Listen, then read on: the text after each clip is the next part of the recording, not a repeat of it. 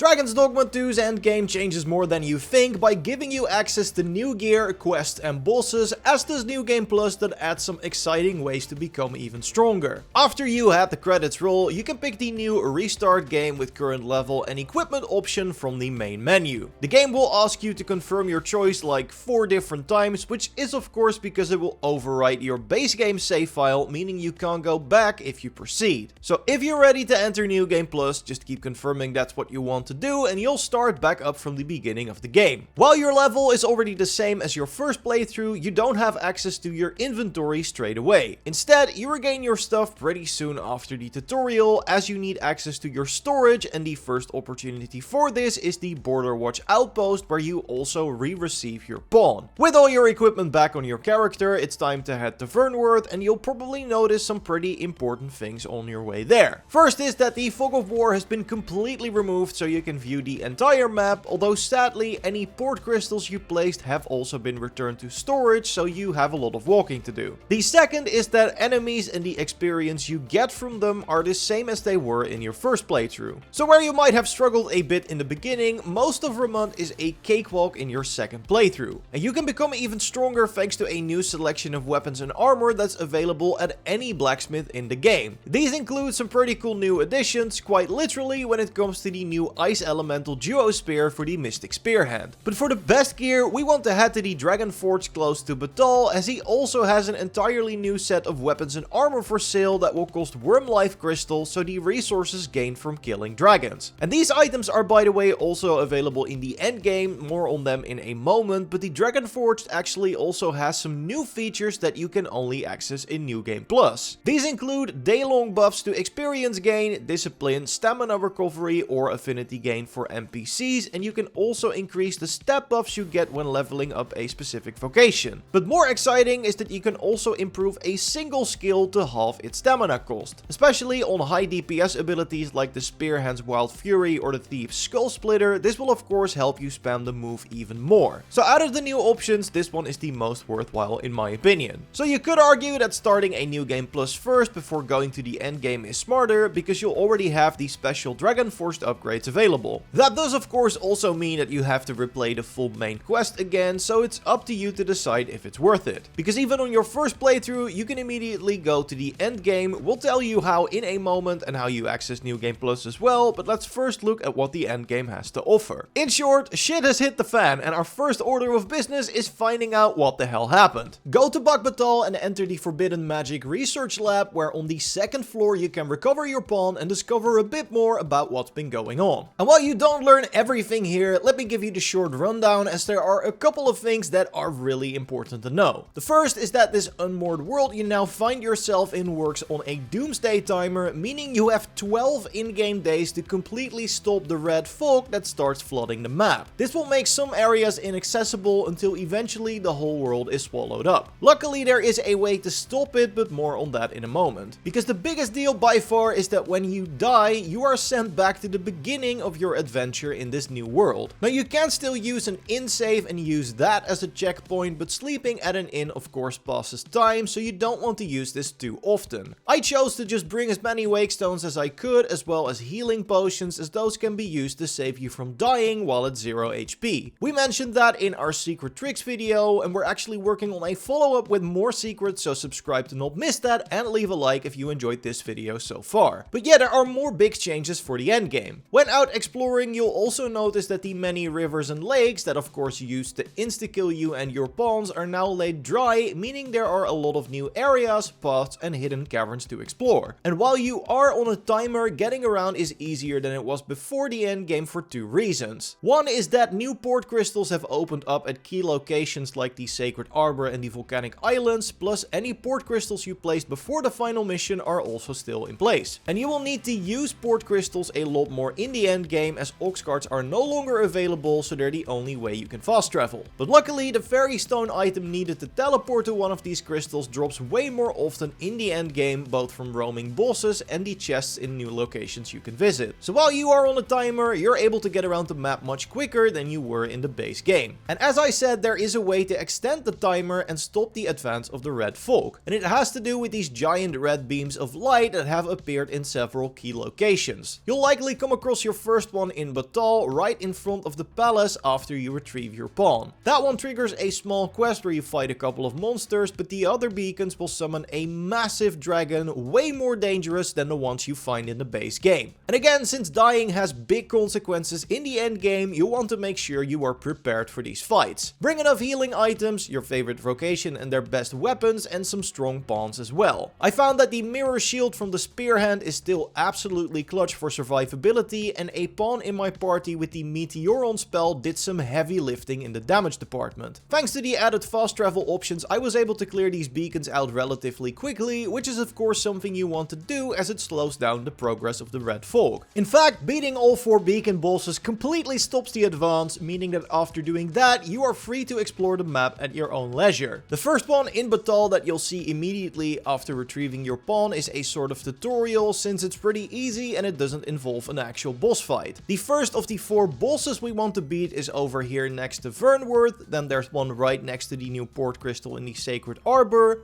one close to the settlement in the Volcanic Islands region, and one next to the excavation site in the same region. You're free to tackle these in any order, but again, I cannot stress enough how important it is to make sure that you have everything you need to stay alive. One big upside though is that killing one of these new bosses grants you a ton of Worm's Life crystals, which you can of course spend at the Dragon Forge for some of the best weapons and armor in the game. After defeating all 4 bosses, a final red beacon will show up at the Seafloor Shrine, which without the sea is just a shrine now, I guess. Jokes aside, we want to head to this location, but we don't want to touch this red beam yet. Instead, when you get here, you'll also start your second main objective for the Unmoored World by going to the blue beacon. This starts a quest called Halls of the First Dawn, which basically has you evacuate as many citizens as you can to the safety of the Seafloor Shrine. Since the game doesn't really tell you what areas this concerns, I'll give you the list. You can save citizens in Vernworth, the Sacred Arbor, Batal, the Volcanic Island camp, and the excavation site. These cities all have their own evacuation quests that so far haven't been that challenging, but are definitely worth it as they give you a lot of money and even more Worm's Life crystals. Successfully evacuating a location will also move key NPCs to the Seafloor Shrine like the Elven Blacksmith, so you'll eventually have every vendor neatly packed in one location. So I'd argue those 2 objectives are the main thing you want to do before wrapping up the end game, and then you are free to explore the map for more new quests and treasures to bring into New Game Plus. The way you reach that is by interacting with the red beacon that spawned after defeating the 4 endgame bosses. This triggers a final cutscene that after completion ends you back up at the main menu where you can start your second playthrough. Alright, now that I've told you about the endings, let's discuss how you get each one, although in order to do that I have to get into some spoiler territory. I'll talk about the story as little as possible, but if you want to go into the ending completely blind, come back to the video later.